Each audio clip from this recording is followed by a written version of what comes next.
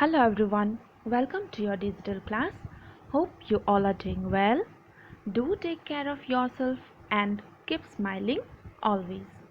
Yes, like this. Keep smiling always. Okay, so students, do you all remember the places where you used to spend a lot of time as a child? I mean, the place where you used to visit whenever you get vacation. Like there are so many memories attached to the place, right? And now while recalling, we so want to go there again, isn't it? Okay, then do let me know your favorite places for vacation from where like you have lots of memories. Done? All right. Today we are going to learn a poem, and the name is The Lake Isle of Innisfree from the book Beehive of class 9, and it is written by a very famous poet, William Butler Yeats. Now, this particular poem, if we read the title, what does it say? The Lake Isle of Innisfree. This means Innisfree is the name of the isle, means island. It is a small uninhabited island. Now, what is uninhabited? It means like nobody lives there. So it's a small uninhabited island on the Lake Hill in Ireland. And remember, Ireland is the name of the country from where the poet belongs. Okay, so before beginning with the line by line explanation of each stanza of the poem, before that we have to study briefly about the poet.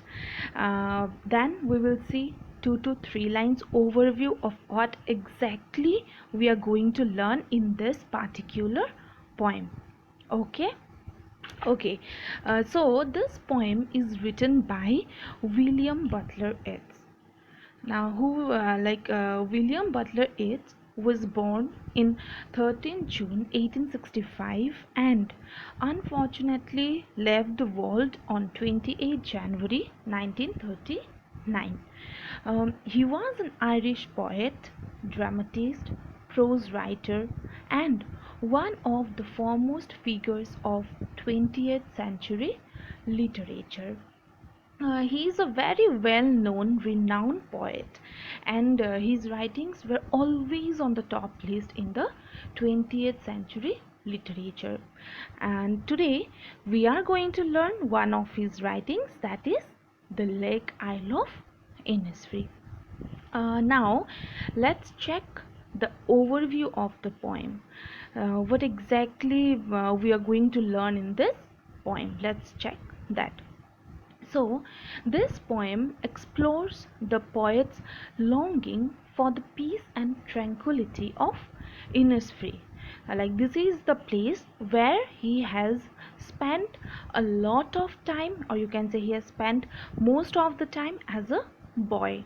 This poem is a lyric, which means it is in the form of a song.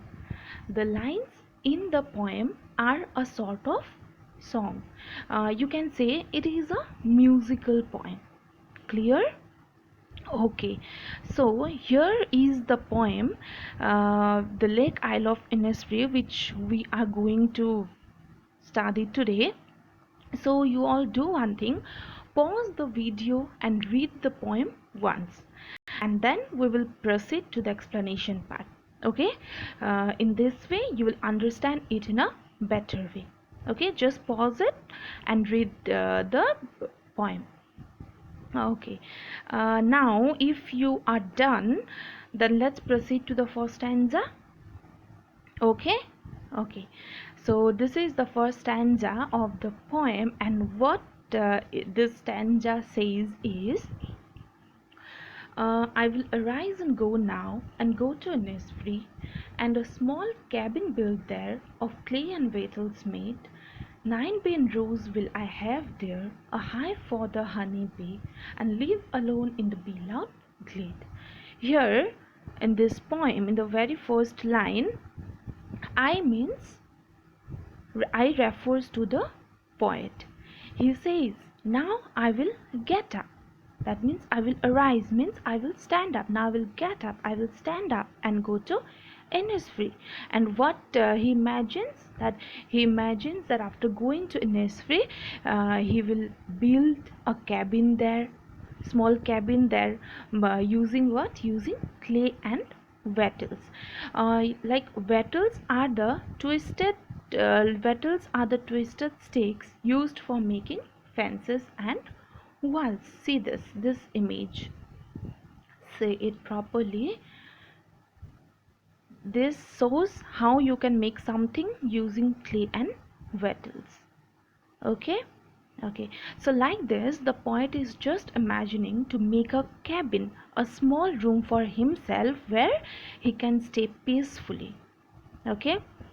And now the next line, 9 rows will I have there, a hive for the honeybee. Now what he says is, now like obviously if the poet wants to live there, then he would require food to eat, right?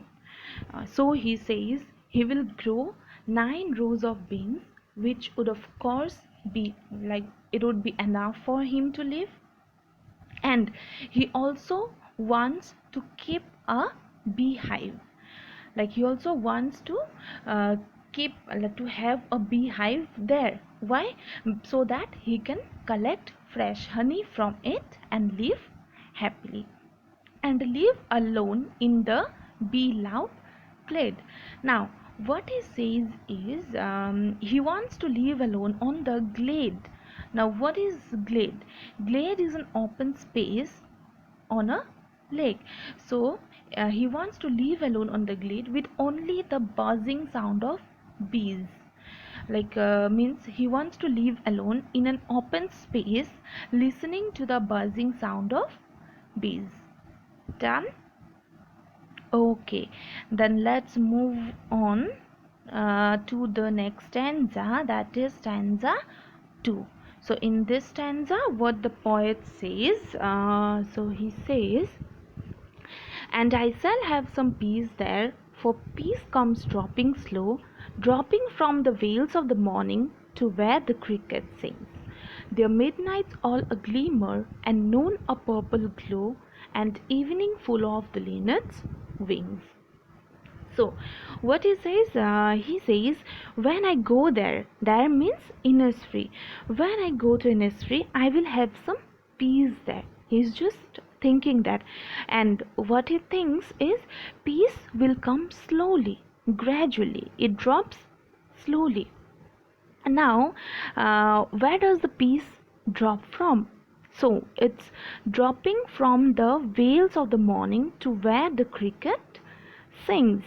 Veil is a fine cloth used by women to hide their face. You must have seen it, right? This is veil. Say the picture, this woman is wearing a veil. In the morning, like when it's cloudy, nothing is visible clearly, right? The poet actually is comparing that scene with the veil of a woman. So the you just see the picture like this. See, here is a woman with veil, okay, and this picture and this picture shows what is veils of the morning. It's so cloudy here, and it's similar to the picture which is just above it, isn't it? That means whenever a woman wears veil, you cannot see anything clearly, right? Same way, in this picture too, you see, everything is hidden from the foggy veils of the morning, right? I mean, it is visible, it's not like, but not completely, it is partially visible. And what the poet says is, he enjoys watching this. Clear? Okay. And he also talks about the cricket singing. Now cricket is an insect. Say this is cricket. is an insect. It is a you can say it is little smaller than the grasshopper that produces a sound. This is the insect cricket. Okay, the poet says he will enjoy the sound of the cricket. Whenever the cricket sings, he will enjoy the sound and find peace there. Their midnights all a glimmer and noon a purple glow. Now here there means what there refers to the island of Innisfree again. The poet says, I will enjoy the midnight of glimmer. Glimmer means a dim glow, faint light, you can say, means shining. So now what shines brighter? Obviously stars, right? So here the shining stars in the midnight will give him peace, and noon a purple glow. Like when it's afternoon, the poet is imagining, he's just thinking, oh, like he will see a sort of purplish light, and that purple glow which he will see will also give him peace. And evening full of the linnet's wings. Now what else will give him peace? Well, it's the evening full of the linnet's wings. Linnet is a small brown bird that flies in a flock. Say this is linnet. Okay, this is the bird linnet. This bird always flies together. They always fly together, flapping their wings. And watching this, the poet enjoys. The poet would enjoy watching these birds flying together, flapping their wings. Done? Okay, so this is what the poet talks in this particular stanza. Now the next stanza, that is stanza 3. What does stanza say?